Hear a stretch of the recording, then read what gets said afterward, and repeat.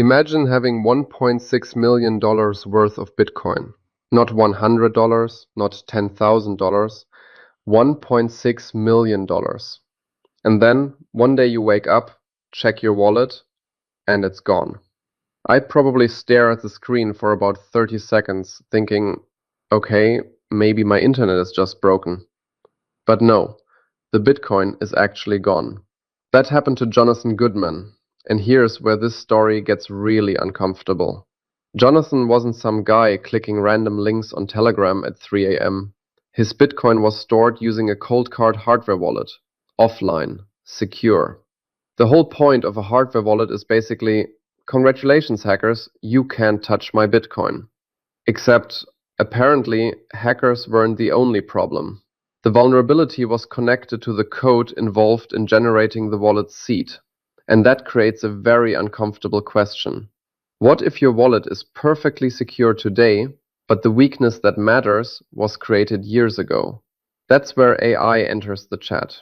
And honestly, AI is becoming terrifyingly good at finding problems inside software. We're talking about systems that can analyze enormous amounts of code, search for weird patterns, identify vulnerabilities, generate attack ideas, and help researchers test them incredibly quickly. Basically, imagine hiring a security researcher who never sleeps. Then give that researcher 10,000 coffees. Then remove the human. Yeah, that's AI. And here's the scary part. The same AI that helps security researchers find vulnerabilities can also help attackers find vulnerabilities. That's the real problem. It's not that AI suddenly learned how to hack Bitcoin.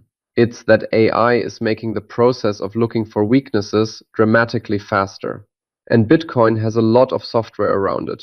Wallets, exchanges, lightning nodes, payment processors, APIs, libraries, websites, mobile apps, desktop apps, hardware, and of course, humans, which, let's be honest, might be the most vulnerable component in the entire system. You can have military-grade encryption protecting your Bitcoin and then lose everything because somebody sent you, "Hello sir, your account has been hacked, click here." And somehow people still click it. But let's get back to the serious stuff. The Coldcard story shows something extremely important. A hardware wallet isn't some magical box that makes you invincible. The device can be offline. Your seed phrase can be hidden. Your Bitcoin can sit untouched for 10 years. But if the process that generated the keys had a weakness, the problem may already exist. It's like buying the world's strongest safe and then discovering the locksmith accidentally printed the combination on the receipt. Very secure. Excellent job. And this is why AI-assisted security is such a big deal. For years, cybersecurity worked on a relatively simple assumption. Developers write code. Security researchers inspect the code. They find vulnerabilities. The developers patch them. Everybody goes home, hopefully.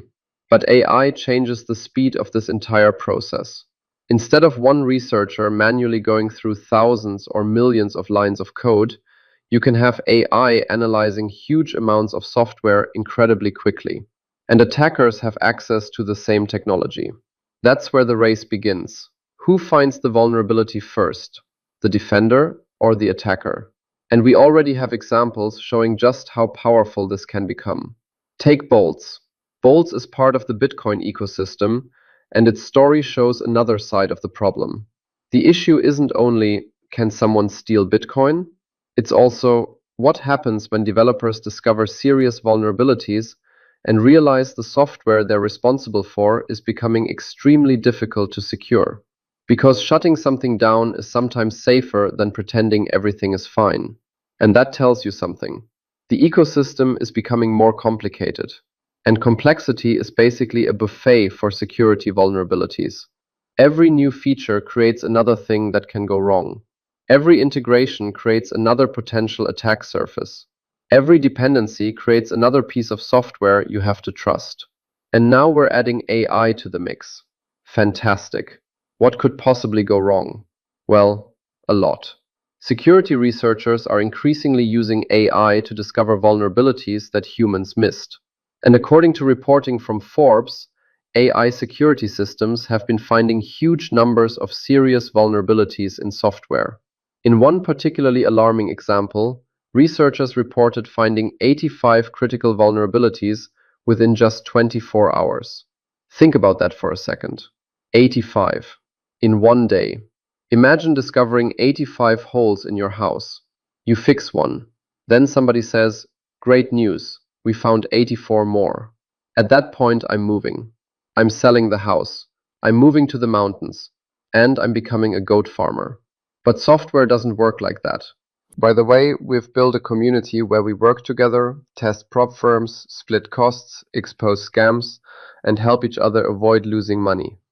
And it's not just trading. Crypto, e-commerce, dropshipping, social media, AI, marketing, and more. Whatever you're into, someone here probably has knowledge that can help. We share opportunities, support each other, and even help with likes, subs, and engagement. Discord and Telegram links are in the description. Don't miss out. You can't uninstall the internet, so the problem gets interesting when AI starts combining small vulnerabilities.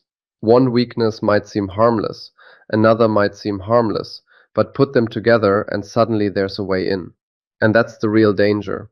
AI doesn't need one giant vulnerability, it just needs enough small doors to find one big entrance. And no, this doesn't mean AI is going to destroy Bitcoin. Bitcoin itself isn't the problem. The real targets are everything around it. Your wallet, your exchange, your phone, your computer, your seed phrase, and unfortunately, you.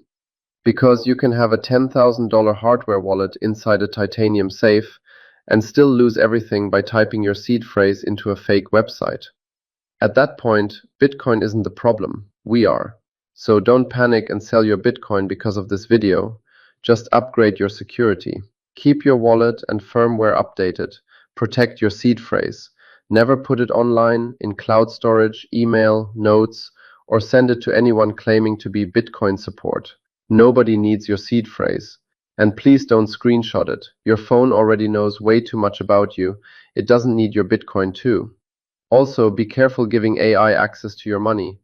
Using AI to research Bitcoin? Fine.